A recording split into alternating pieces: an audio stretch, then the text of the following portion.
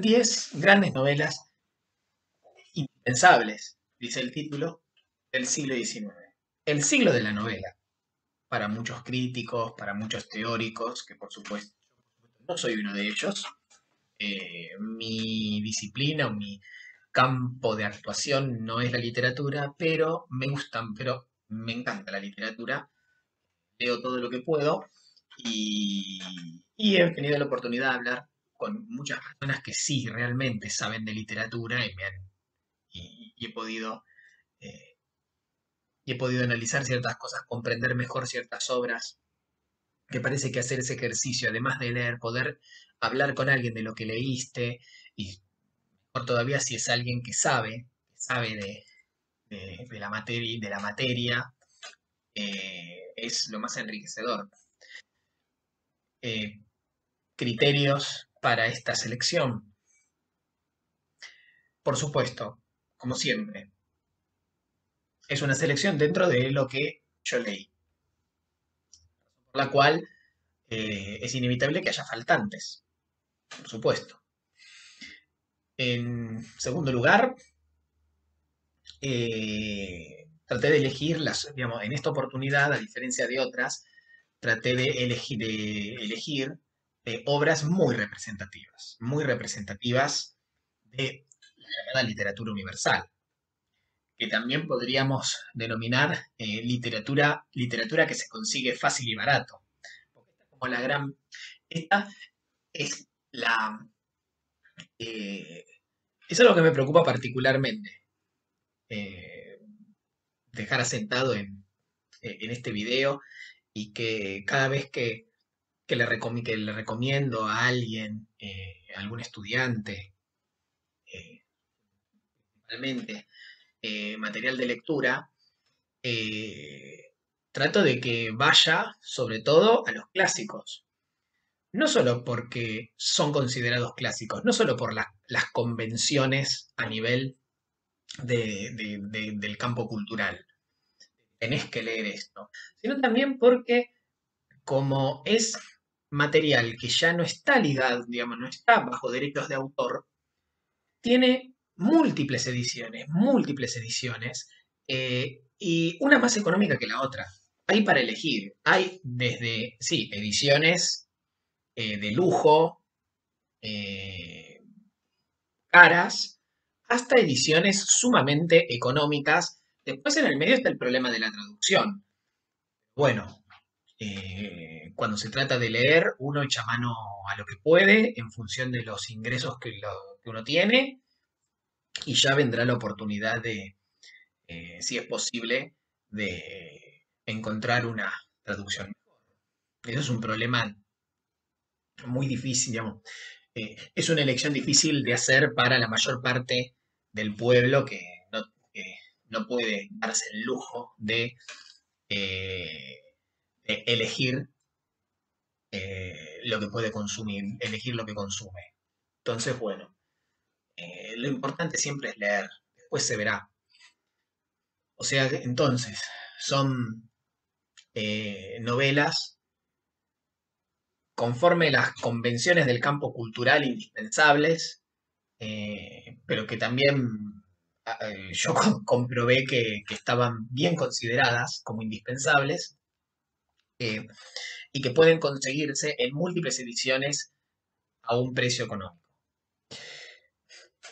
Esos son los criterios, son mínimos los criterios, a diferencia de otras elecciones donde fui más riguroso.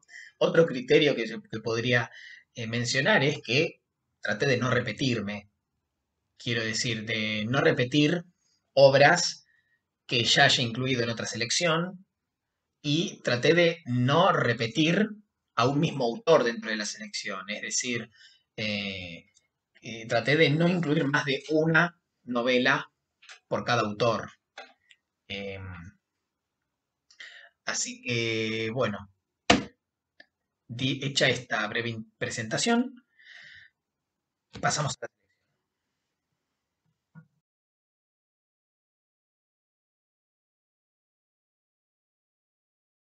Empezamos con una de las mayores heroínas de la literatura. ¿No? O sea, cuando hablo de heroína, hablo de una de las mayores heroínas femeninas eh, de la historia de la literatura universal. Mary Wollstonecraft Godwin, más conocida como Mary Shelley. Podríamos decir injustamente recordada como Mary Shelley, porque Shelley era el apellido del marido, Percy Bysshe Shelley, uno de los más grandes poetas de la historia de la literatura británica y ascripto a el romanticismo, que en vida de ambos era el, digamos, la figura reconocida dentro de la pareja. Ella estuvo siempre a la sombra de su esposo, pero por un lado, tuvo una participación fundamental en la promoción de la carrera de su esposo. Ella era la editora, era no solo la compañera, sino que era la crítica y la editora del material de Shelley. O sea, fue una pieza fundamental en la carrera de él y en el círculo en el que se manejaba Shelley, el círculo de escritores románticos ingleses como Byron, por ejemplo. Eh, Ahora, además de esto, Mary Shelley tuvo ella una producción destacada, donde lo que mayor difusión tuvo, pero bueno, aunque fue una obra sola la que tuvo mucha difusión de ella, ¿qué obra? Estamos hablando de Frankenstein o El moderno Prometeo, novela de 1818. Nuevamente, una heroína de la literatura universal. Digamos, ser mujer a principios del siglo XIX, tener un lugar importante más allá de que estuviera secundarizada por, bueno, por, eh, las, por la sociedad, el esquema patriarcal que atraviesa todas las sociedades de clase. Más allá de eso, ella logró hacerse de un lugar y de un nombre tuvo un rol fundamental en el campo literario inglés de ese momento, muy dinámico, pero además logró escribir una novela que se la publiquen y que esa novela fue un éxito, y sigue siendo un éxito, y ha reconocido infinidad de adaptaciones cinematográficas, no todas afortunadas, la mayoría desafortunadas, eh, pero también porque es muy difícil plasmar cinematográficamente todo lo que Mary Shelley, a través de esta novela, una novela considerada gótica, del romanticismo, o parte de esa novela gótica, de ese subgénero que es la novela gótica dentro del romanticismo, que es Frankenstein. Mary Shelley nació en 1797, murió en 1851. Eh, no solo fue novelista, sino que también escribió obras de teatro, era ensayista, fue biógrafa, tuvo una producción frondosa, la mayor parte de la cual no está traducida al castellano o no llegó, digamos, o no ha sido reeditada posteriormente. Pero bueno, nos queda Frankenstein. La novela no es extensa. Acá tengo una simpática edición de Terramar, que tiene una muy buena biblioteca de clásicos. Eh, bueno, el texto habla, por supuesto, digamos, trata de Víctor Frankenstein, estudiante de medicina, un convencido de las posibilidades ilimitadas de la ciencia. eh, y cuando hablamos de posibilidades ilimitadas, hablamos de que él cree firmemente en la posibilidad de que la ciencia dispute a Dios. Es una derivación de esa idea de que el sueño de la generación de la razón genera monstruos. Pero no en el sentido de que cuando se suspende la razón aparecen los monstruos, sino que la razón genera esos monstruos. Las proyecciones ilimitadas de la razón, que no respetan las leyes de la naturaleza, porque también eso es lo que está de fondo, y esto es muy romántico, es muy del romanticismo, puede tener derivaciones nefastas.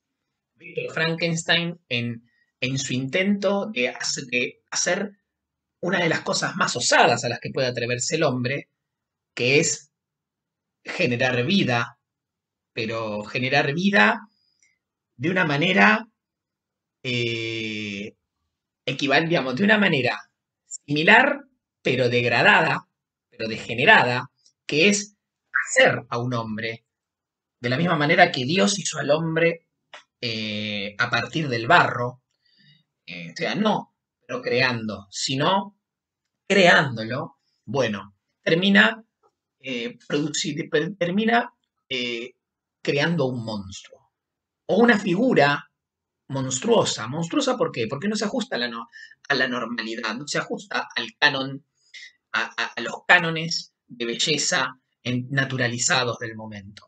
Entonces, entonces el monstruo, la criatura, es repudiada por su padre. Entonces, acá se empiezan a introducir todo tipo de temas. No es para nada una novela simple, ¿no? Eh,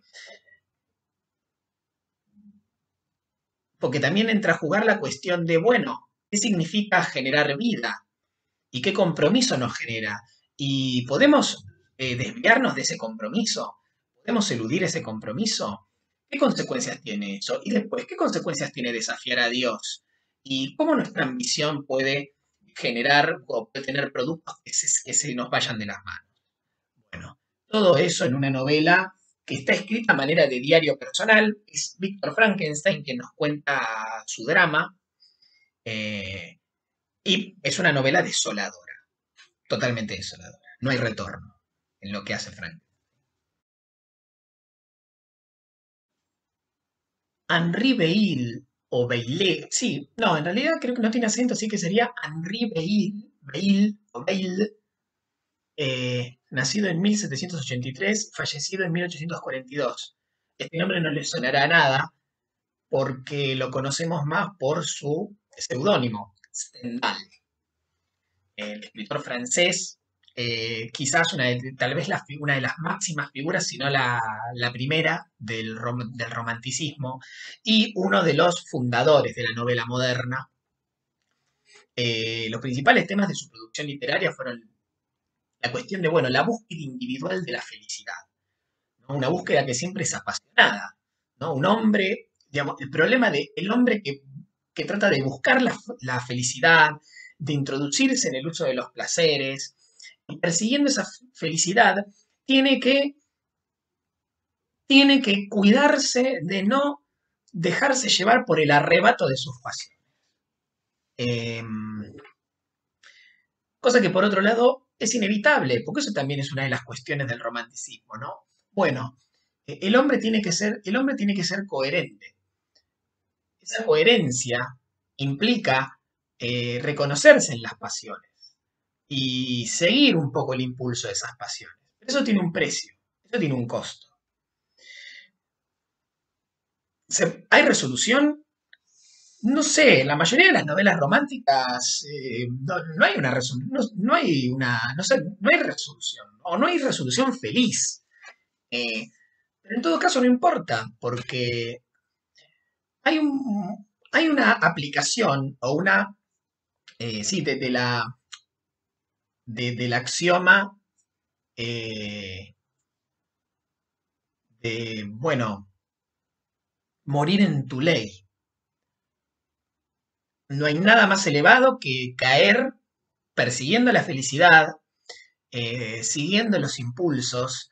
Eso no quiere decir ir por la vida de manera alocada, haciendo lo que se te canta eh, impunemente y con egoísmo. No, de ninguna manera. Porque justamente cuando hay excesos, los excesos se pagan.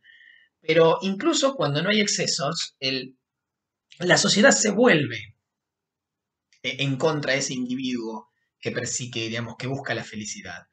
Y frente a eso, el individuo que tiene que ser, y tiene que ser coherente, tiene que mantenerse en su postura, aunque le cueste la vida. Porque podría decirse, y esto es muy romántico, también es muy romántico, ¿no? No hay nada mejor, digamos, no hay nada más elevado que dar la vida por las ideas y las pasiones. bueno, digamos, el romanticismo, si bien ya nadie escribe novelas románticas, la actitud romántica persiste en la sociedad. Afortunadamente, porque es necesaria. Em, bueno, las novelas de Stendhal, él también escribió La Cartuja de Parma, entre otras. Estas son como las dos más grandes, ¿no? Rojo y Negro, de 1831, que es de la que vamos a hablar, y La Cartuja de Parma. Ha escrito otras, pero estas son como las novelas de Stendhal. Siempre estas novelas están fuertemente contextualizadas. Va a pasar con otro autor que vamos a ver, varios de los que vamos a ver en realidad, que, bueno, es muy importante, sobre todo para los autores franceses, situar en contexto, digamos, las historias, ¿no? Los relatos. Entonces, ahí también la dificultad es que uno tiene que saber algo de la historia de Francia en el siglo XIX, sobre todo la primera mitad del siglo XIX, muy convulsa en Francia, para entender determinadas discusiones que se dan, determinadas luchas. Eh, También, de esta manera, estas novelas también terminan en consecuencia de de hacer un retrato de la Francia del momento. Rojo y Negro está protagonizada por Julián Sorel, hijo de un artesano de un pueblo rural, bueno, es ambicioso, es apasionado, es admirador de Napoleón, es un bonapartista convencido, eh, ve a su cultura letrada como una vía de movilidad, de ascenso social, de promoción de sí mismo, y justamente trata de hacer eso, trata de ascender socialmente. Ascender socialmente, sea, por tratar de pegarse a los notables, de alcanzar la condición de notable, y para eso entra en el círculo de relaciones de los notables, sobre todo los notables de provincias. Una característica, ¿no? Que se ve mucho en las novelas francesas de este periodo, la cuestión de que Francia es una sociedad burguesa, pero es una sociedad burguesa que absorbió a lo que quedaba de la aristocracia y donde muchos burgueses trataron de ennoblecerse o de adquirir estatus. Entonces hay como una cuestión estamental y contra eso se revela fuertemente el romanticismo. Ahora, eso tiene un costo, por supuesto. Sorel termina cayendo en desgracia porque su reconciliación con su verdadera identidad revelada lo enfrenta con la hipocresía de esta alta burguesía conspirativa y estamental. Contiene múltiples ediciones, yo tengo una de Alianza, pero hay otras colecciones, incluso ha sido editado acá. eh, una maravillosa novela.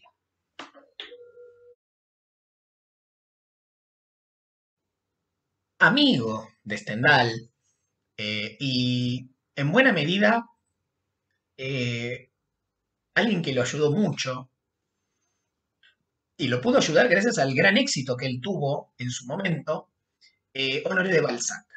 Balzac, nacido en 1799, falleció en 1850. eh, Él pasó del romanticismo al realismo, él se ubica en la transición entre estas dos grandes corrientes. Eh, un novelista muy, primero, dedicado de lleno a la novela y además muy disciplinado.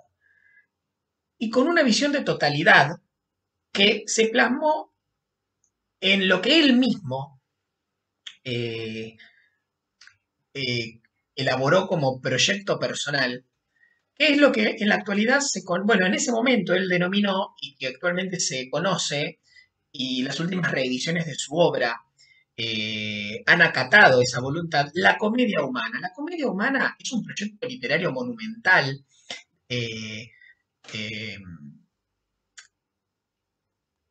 digamos, pensado y desarrollado por Balzac, que era escribir una serie de novelas vinculadas de distintas maneras entre sí, eh, que fueran una representación de la sociedad burguesa, de la sociedad francesa, burguesa de la época. Eh, es, este proyecto está integrado por decenas de novelas eh, que se dividen en distintos ciclos alrededor de grupos de personajes, tanto del mundo rural como de la ciudad, que integran a la mayor parte de las clases sociales y a una serie de perfiles psicológicos muy diversos. Es quizás el proyecto literario más ambicioso del siglo. eh, y nosotros vamos a tratar ahora de una novela en particular, que es quizás la más conocida de Balzac, eh, que es Papá Goriot, de 1834. Papá Goriot, la historia, digamos, las novelas de Balzac siempre son como un mosaico de personajes. No existe un protagonista excluyente, como pudimos ver en las novelas de, de Stendhal. No, acá hay un relativo equilibrio entre una gran cantidad de personajes, porque además siempre son muchos personajes. El elenco es enorme en las novelas de Balzac. Pero esta novela trata de, bueno, el problema de la familia, de las relaciones familiares, del matrimonio, sobre todo el matrimonio como medio de ascenso, como parte de una serie de relaciones de interés. El problema de, nuevamente, esta sociedad francesa burguesa, pero también eh, con, con muchos criterios de estatus para pertenecer, sobre todo a la alta burguesía. También la corrupción, una corrupción generalizada, está la corrupción de la burguesía, pero también está la corrupción de las clases populares. Todo esto ambientado en la época de la Restauración, o sea, la restauración posterior a Napoleón Bonaparte. Papá Goriot es un ex hombre adinerado que cae, digamos que, o mejor dicho, en realidad es un hombre adinerado, pero que comienza una tremenda declinación, una terrible declinación, donde llega a niveles de degradación y de eh, tremendos para una persona de su posición. ¿Por qué? Porque todo su dinero lo invierte en satisfacer la superficial ambición de sus hijas. Y por lo tanto, de las personas con las que sus hijas se relacionan y que conociendo esta situación se aprovechan sistemáticamente de él, hasta reducirlo a la miseria, a pesar de ser un hombre acaudalado. Eh, sus hijas, lejos de manifestarle amor, lo utilizan y en ese uso que hacen de él, tienen un trato muy despectivo, o sea, ni siquiera la caretean. No hay ningún tipo de disimulo, no, incluso en un momento ellas sienten rechazo por ese hombrecito patético que, que da todo por ellas, pero que a sus ojos es patético, ¿no? Después hay otros personajes como Rastignac, que es un joven amable pero ambicioso, que un personaje equiparable a Julien Sorel, pero mucho más hábil. Eh, y bueno, otros personajes que además todos coinciden o convergen en una vivienda colectiva, que es donde vive también el señor Goriot. Pero bueno, todas las novelas de Balzac son fuertemente descriptivas y tratan de decirnos muchas cosas a través de los distintos perfiles sociales que él quería retratar a la sociedad de su tiempo. Todo tenía que subordinarse a ese gran objetivo. Llámenme Ismael. Así comienza Moby Dick, novela de 1851, y la gran creación inmortal de Herman Melville, escritor norteamericano que nació en 1819 y murió en 1891. Moby Dick ha tenido muchas adaptaciones cinematográficas o como miniserie. Una de las más recordadas, la protagonizada por Gregory Peck, eh, creo que en los años 50, no recuerdo bien, pero sí, seguro de los 50, de los 40 a los 50, no más. Eh, es una novela que en su momento fue vista y menospreciada, en cierta manera, como una típica novela de aventuras. eh, Terminó siendo crecientemente revalorizada y siendo objeto de todo tipo de análisis por su fuerza alegórica. Podría decirse que con el paso del tiempo finalmente entendieron lo que quiso decir Melville con Moby Dick. O no sé si lo entendieron, pero como mínimo eh, lograron digamos, superar esa consideración como simple novelita de aventuras para entenderlo como una obra de gran profundidad donde trataba de poner en discusión muchas cuestiones, algunas de ellas muy típicas de la sociedad estadounidense. Eh, Moby Dick trata de un muchacho que llega a Nantucket, que era uno de los principales centros de navales balleneros, o sea, de empresas dedicadas a la caza de ballenas en alta mar. Se une al Pequod, ¿no? A uno de estos buques balleneros. Este buque ballenero está liderado por el apocalíptico Capitán Ahab. Capitán Ahab está obsesionado, Ahab, el Capitán Ahab está obsesionado con dar caza a una misteriosa ballena blanca, que es una auténtica leyenda de los mares, que en su momento, eh, cuando él quiso cazarla, le provocó la pérdida de una de sus piernas. El capitán Ahab eh, está obsesionado con cazar a Moby Dick y lo que en un principio iba a ser una típica travesía dentro de la temporada de caza de ballena, se termina convirtiendo en una persecución demencial donde Ahab convierte a su tripulación en un grupo de fanáticos eh, que, porque con una fuerte conciencia sacrificial van detrás de un objetivo que, aunque poco a poco van descubriendo que es inalcanzable, es imbatible, ellos no pueden evitar seguir persiguiendo porque justamente esa conciencia sacrificial los lleva a, y también imbuidos de un tremendo fanatismo, a seguir intentando dar caza a ese monstruo por el simple hecho de encarnar la abominación, de encarnar lo que debe ser destruido a toda costa. Acá se han visto muchas cosas, digamos, se han hecho todo tipo de análisis de Moby Dick. Eh, Algunos entienden que, bueno, es una crítica, una representación y crítica del fanatismo religioso, de cualquier tipo de fanatismo religioso. Hay otros que entienden que es una encarnación de la lucha entre el bien, digamos, entre el bien y el mal. Hay otros que entienden que en realidad, más que una lucha entre el bien y el mal, es la representación de un duelo moral o un duelo atravesado por cuestiones morales,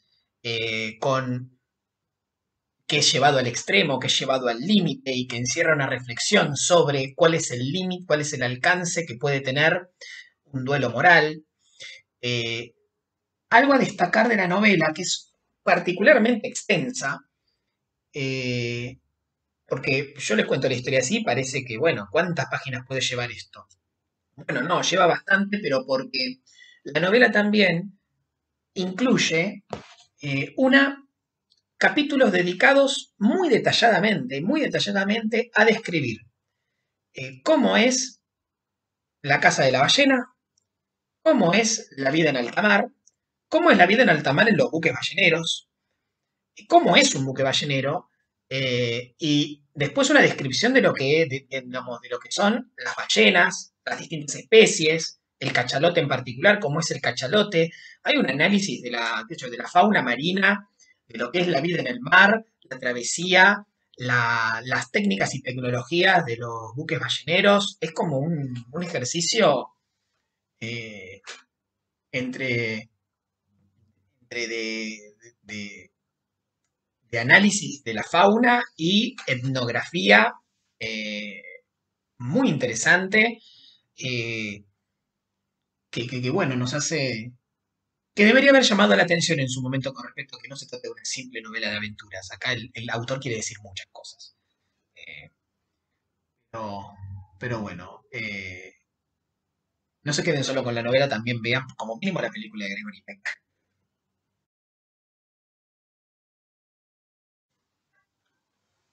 Gustave Flaubert, nacido en 1821, fallecido en 1880, llegó a ser un gran escritor de éxito en Francia.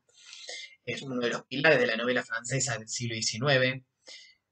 Ascripto, según muchos, al romanticismo tardío o al realismo temprano, eso según, pero bueno, más ligado a ese romanticismo tardío, la novela que vamos a tocar, que es Madame Bovary de 1857. Eh, para algunos más romántico, para otros más realista, cuestión de discusión. Quizás por... No, es cuestión de discusión. La verdad que no sabría, no sabría no sabría definirme, porque además está justo en un momento de transición, ¿no? Em, ¿De qué trata Madame Bovary? Bueno, Madame Bovary trata de Emma Bovary, una joven de provincia que se casa con digamos, con un comerciante, eh, y, y bueno, ella muy influida por, digamos, por novelitas rosas, por lo que sería la novela, las novelitas románticas, pero del tipo de novela rosa, lo que hoy conocemos como novela rosa. Claro, tenía toda una visión idealizada del matrimonio, la que podríamos ligar al llamado amor romántico en la actualidad y que es criticado como tal. Claro, cuando se casa con este comerciante que solo se interesa en, bueno, tener una vida ordenada, estar casado, tener una vida ordenada, ir dando, dar todos los pasos correspondientes a la respetabilidad. Claro, cae en un aburrimiento mortal y se deprime, digamos, cae en depresión, angustia, depresión. Y bueno, una vía de escape que empieza a tener tener amantes. Empieza a tener amantes. Estos amantes alimentan en ella como renovados sueños de tener otra vida, una vida más parecida a esa vida que había pensado que tenía que tener.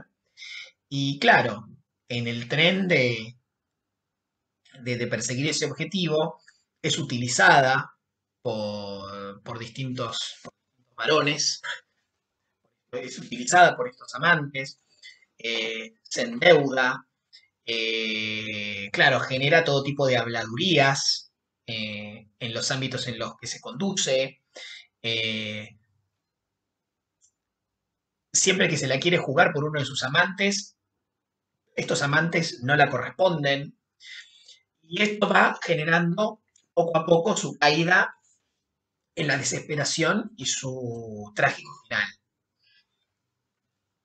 Em, Nuevamente, estamos ante una novela que una de las cosas que se propone, por supuesto, es realizar una crítica de la sociedad burguesa de provincias.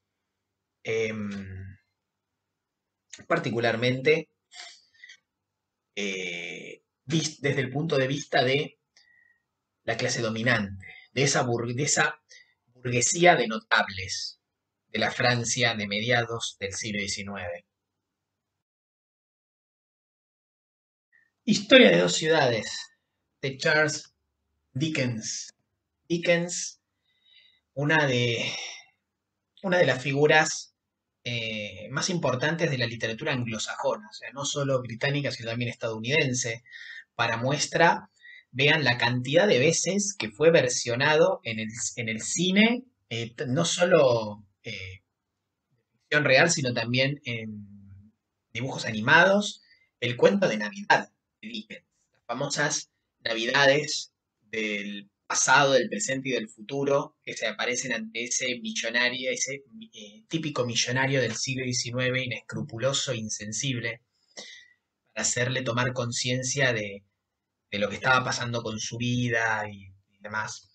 Eh, También tantas adaptaciones que han tenido otras obras de Dickens como Oliver Twist o David Copperfield o incluso Historia de dos ciudades. Eh, Dickens vivió entre 1812 y 1870. Fue un escritor de éxito eh, y fue un escritor de éxito y que quedó muy identificado con la Inglaterra victoriana, a pesar de que él fue un ferviente crítico de la Inglaterra victoriana. Él, la literatura de Dickens critica, está atravesada por la cuestión de los problemas de la revolución industrial, cómo la revolución industrial generaron la miseria del pueblo, la pérdida de las costumbres y de los valores, la degradación generalizada, el surgimiento de una clase, digamos, de una nueva clase de oportunistas e insensibles que a los que solo les importa lo material, el dinero, o sea, una sociedad en tren de basar todo el sistema de valores en cuestiones materiales, olvidándose de las pasiones, del amor, de las tradiciones, de las costumbres, de la vida, de las bondades de la vida sencilla. eh, y por supuesto también una fuerte crítica en ese momento el reinante utilitarismo, la filosofía utilitarista, que era como eh, la, la- digamos, el reflejo ideológico y en el imaginario de esta persecución de lo material. Bueno, Historia de dos ciudades no es la más representativa de esto, sino que es otro tipo de historia.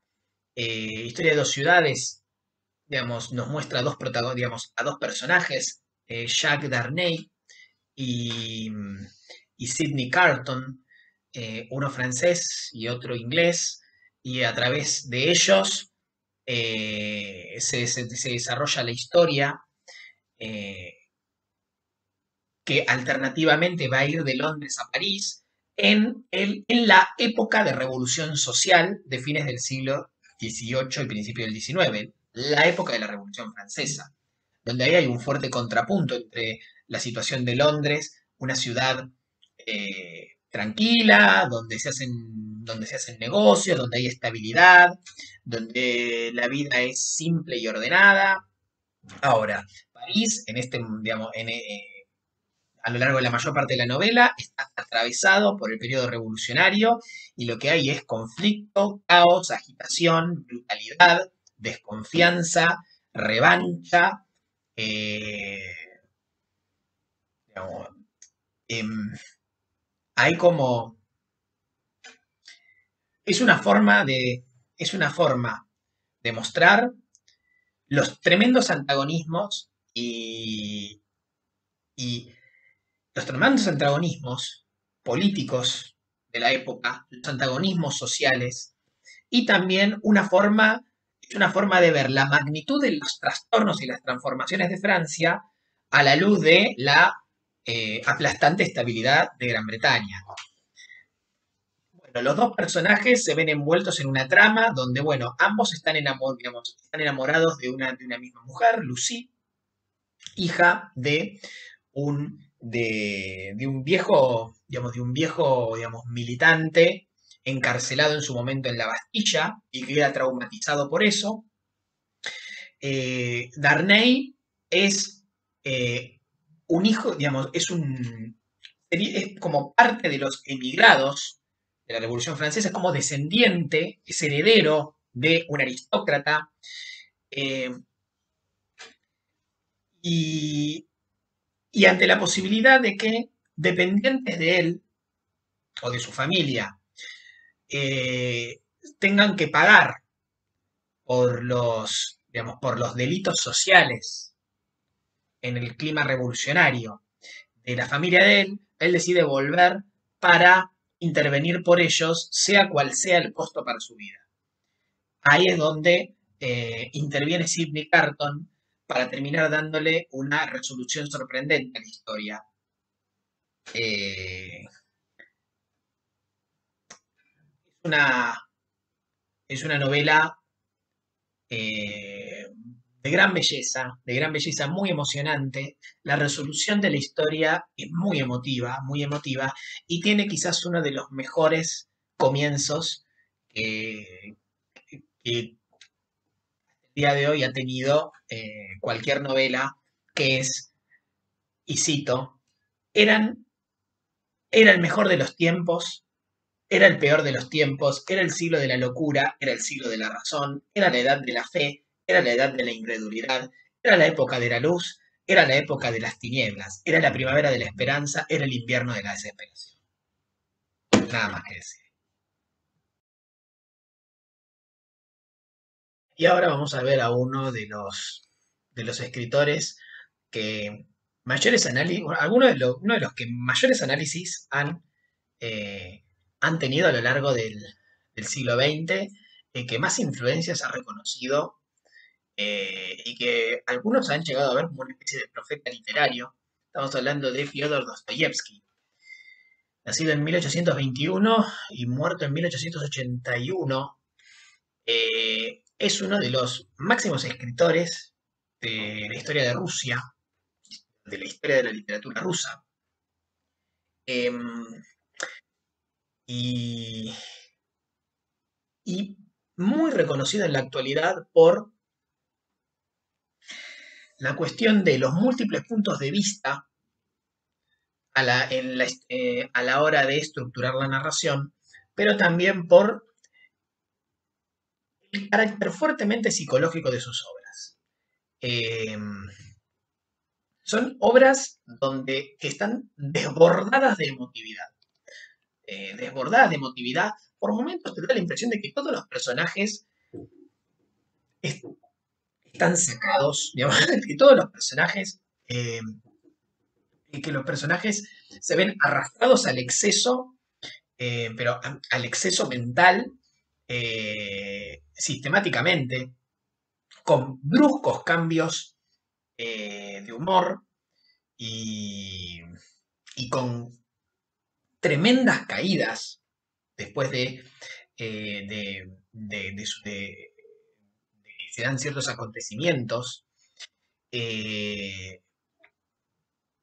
Hay también momentos de extrema tensión, donde te da la impresión de que todos los personajes en medio de una discusión se van a quebrar, que no va a haber retorno con respecto a ese quiebre. Es un, es un autor que es capaz de mantener un alto nivel de tensión en el relato constantemente, constantemente. Y donde incluso uno puede ver que los personajes sienten físicamente lo que les pasa a nivel emocional. Qué sé yo, después de un momento muy tenso les agarra, digamos, caen en cama con fiebre durante varios días, cosas por el estilo, pero donde muchos, bueno, vieron una anticipación de, por ejemplo, la cuestión psicosomática, digamos, como muchos malestares, el agravamiento de ciertas condiciones y demás se puede dar por el tremendo estrés provocado por situaciones extremas. Pero bueno, más allá de esto y demás, vamos a la novela que vamos a tocar, que no es la novela que no es la novela más conocida de Dostoyevsky o que te cita cualquiera, que es Crimen y Castigo, sino que lo que vamos a ver es Los Hermanos Karamazov. Los Hermanos Karamazov, que es más extensa que Crimen y Castigo, y la elegí porque me parece que es más ambiciosa que Crimen y Castigo. Los hermanos Karamazov fue la última novela que publicó Dostoyevsky, que murió pocos meses después.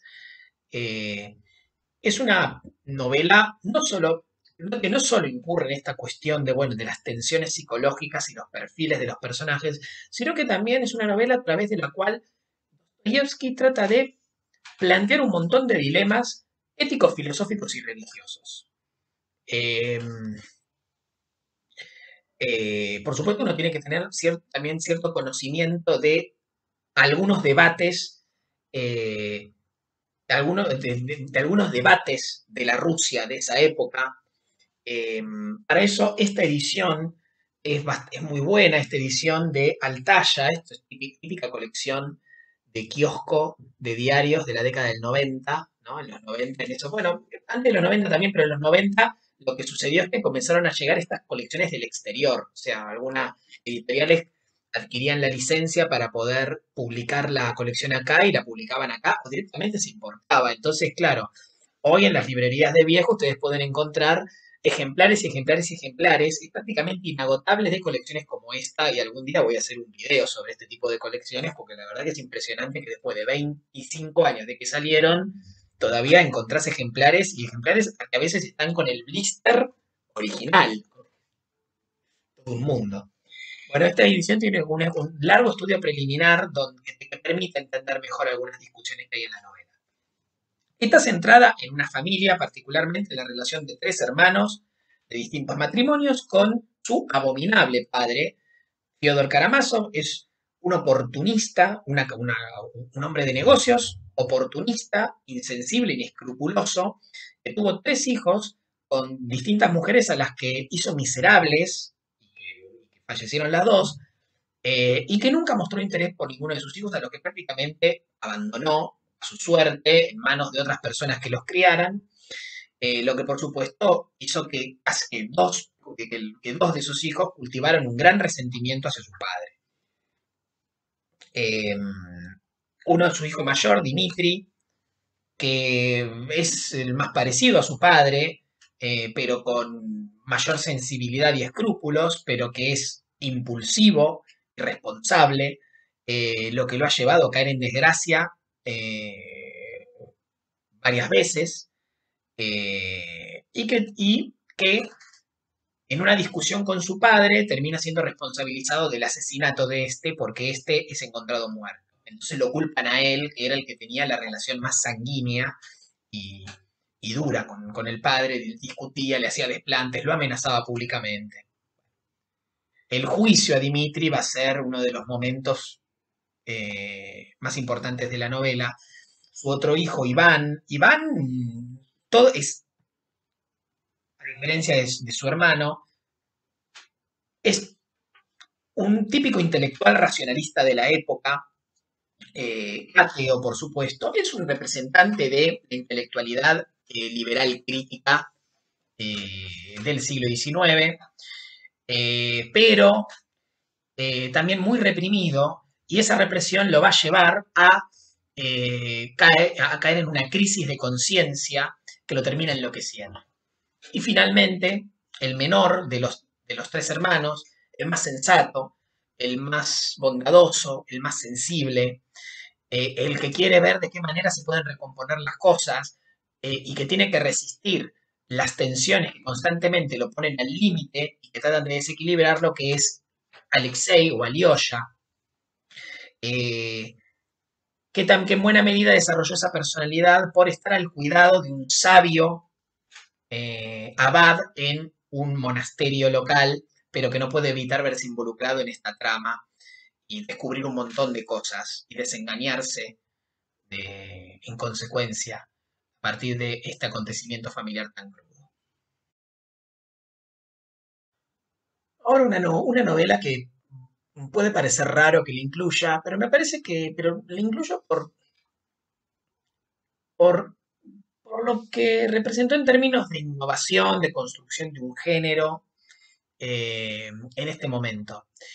Estoy hablando de Estudio en Escarlata de Arthur Conan Doyle. Estudio en Escarlata es nada menos que La primera obra en la que Conan Doyle presenta a el personaje que lo va a hacer célebre hasta el día de hoy y que ha conocido infinidad de adaptaciones, sobre todo en series, pero también en algunas películas, que es Sherlock Holmes, el famoso detective de la calle Baker en Londres.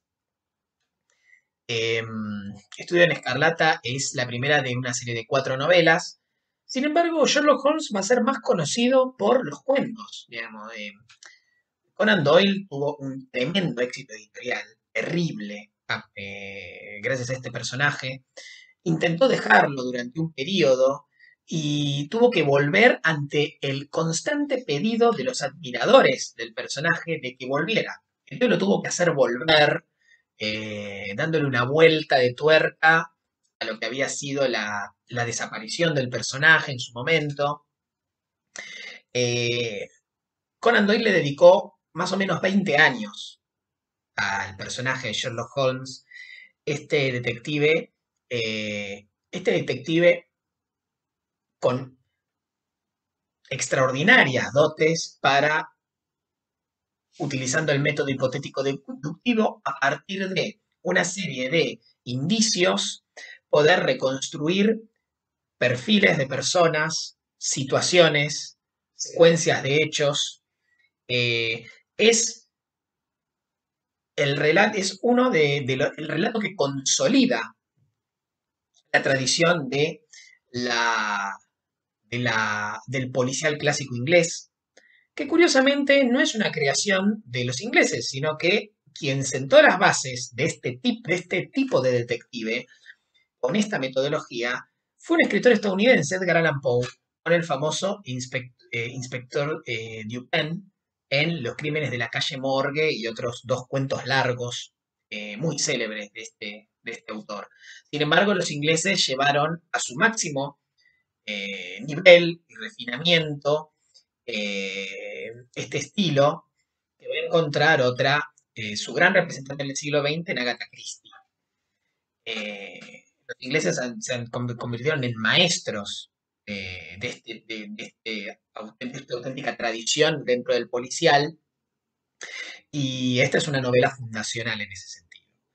¿Y de qué trata? Bueno, en realidad trata más o menos de lo mismo que cualquier otra trama. Digamos, hay una trama básica que se repite siempre, ¿no? Digamos, lo importante de esta novela es que es la novela en la cual él presenta al personaje y además Holmes conoce a su compañero de siempre, que es el Doctor Watson.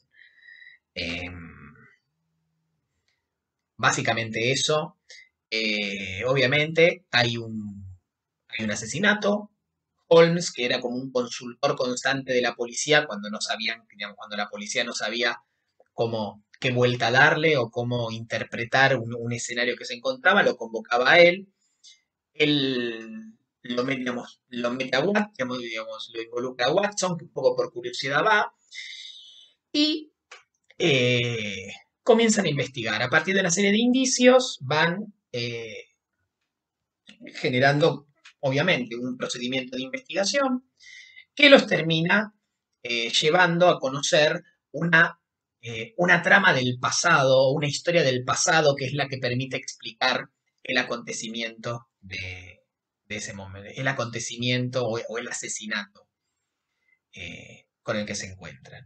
La particularidad de las novelas, a diferencia de los cuentos, es que, bueno, por supuesto, algo típico en Conan Doyle, en las novelas de Sherlock Holmes, es que siempre hay un oscuro secreto del pasado que es lo que permite explicar eh, el hecho, aparte, digamos, el hecho del crimen. El crimen se explica o encuentra buena parte de su explicación en un hecho del pasado, que vuelve para buscar o para pedir rendición de cuentas a el, eh, digamos, al asesinado. Finalmente, otro personaje que iba a conocer, iba a tener una exitosa carrera en el cine, en la televisión, Drácula, de Abraham Bram Stoker, escritor irlandés, que vivió entre 1847 y 1912. Drácula es de 1897, prácticamente cierra nuestro siglo XIX y esta selección. Eh, Drácula no es una invención de Bram Stoker. Stoker logró, digamos, eh, tomó conocimiento de toda una serie de mitos, leyendas del folclore de Europa Central y del Este. Y bueno, tomando esos elementos y articulándolos con una serie de inquietudes propias de la sociedad burguesa victoriana británica, eh, construyó este relato sobre el misterioso, pero también el misterioso, brutal y atractivo, seductor, conde Drácula, que desde su Rumania natal, eh, decide expandirse, digamos, decide expandirse a otras regiones para poder encontrar a sus víctimas. Para eso, eh, para eso se contacta con, digamos, con una sociedad, digamos, una sociedad comercial británica que manda un joven abogado, Jonathan Harker, para, bueno, hacerle digamos, para hacerle los distintos documentos necesarios. Y, y ahí, en esa situación,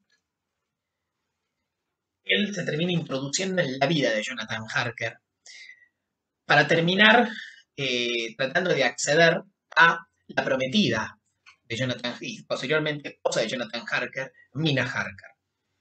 Y a través de ellos a una serie de, de relaciones que ellos tienen, pero digamos, ellos son como el vehículo a través del cual él logra cambiar de ambiente, cambiar de lugar. Y también previendo que había cada vez más resistencia a nivel local, o sea, en el lugar donde él vive, a su estilo de vida, él trata de ir buscando otros horizontes eh, donde no lo conozcan para poder desarrollar su actividad nocturna, que es la que le permite reproducirse a sí mismo, digamos, seguir vivo. Una de las cosas más interesantes de esta novela es la forma en que está escrita, su estructura, los recursos que utiliza el autor. Prácticamente no rechaza nada. Por momentos, digamos, la novela es una colección de cartas y diarios de los distintos, sobre todo de Jonathan Harker, pero también de otros protagonistas, como la misma Mina y también el profesor Van Helsing, eh, el gran cazador de vampiros, al que tienen que recurrir Harker y ayudado por sus amigos para poder enfrentar a la amenaza que se cierne sobre no solo la ciudad, sino sobre su familia y sobre la ciudad.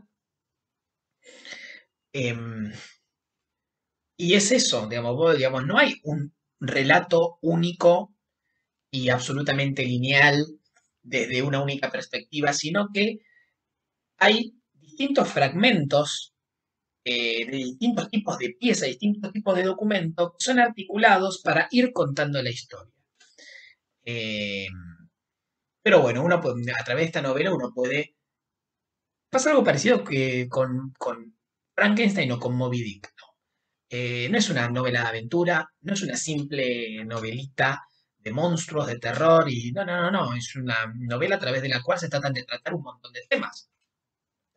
Bueno, el lugar de la mujer en la Inglaterra victoriana, bueno, el problema de la sexualidad reprimida, y qué sucede cuando aparece un personaje con total y absoluta desenvoltura eh, eh,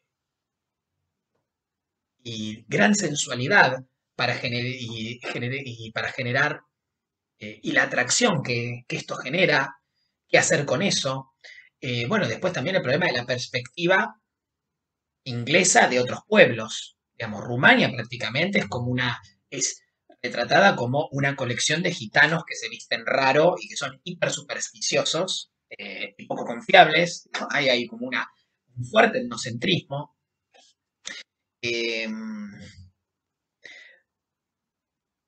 Como último elemento a señalar, no solo Stoker se basó en una serie de leyendas y mitos del folclore de la Europa continental, sino que también se basó en un personaje real, que es el famoso Vlad Draculea, o Vlad Drácula, un noble, digamos, sí, un noble y príncipe de la región de Valaquia, en la actual Rumania, que fue, por un lado, un héroe de la resistencia contra el imperio turco y los enemigos, sobre todo húngaros, y también húngaros, del pueblo rumano, pero también un personaje despiadado y sanguinario.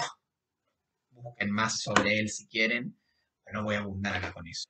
Bueno, con esto damos por terminada esta selección. Esperemos eh, que puedan acceder a estas novelas, insisto. Todas tienen múltiples ediciones, muy económicas y muchas muy bonitas. Así que no dejen, nunca dejen de leer.